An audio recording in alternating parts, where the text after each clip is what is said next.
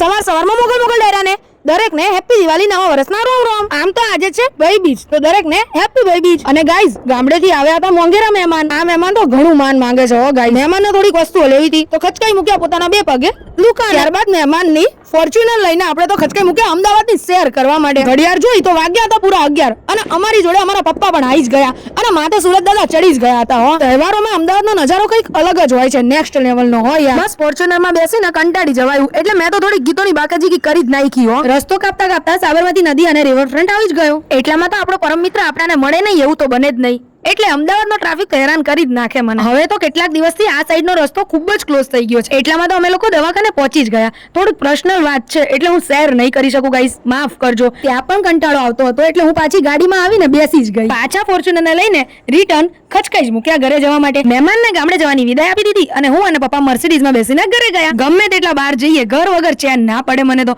એટલે ઘરે પાછા પહોંચી જ ગયા. ઘણા દિવસોથી થાકી ગઈ હતી એટલે 500 કિલોની નીંદર જીકી જ લીધી. બસ પછી સાથીને લઈને ખચકાઈ મૂક્યા રખડવા. હવે પાછી ટ્રાફિક 2-3 દિવસ ઓછી રહેશે કારણ કે બધા ગામડે ગયા છે. ઘરે આવીને જોયું તો પપ્પા થોડું કામ કરતા હતા. ગાઈઝ, આ છે અમારી અગ્રીનોટ બાવલી કે જે સાંજે ભાઈ બીજ કરવા આવે. તો મળીએ હવે પછીના ક્યારેક નવા મિની વ્લોગમાં. ત્યાં સુધી દરેક ફેમિલીને જય માં મોગલ, જય હિન્દ.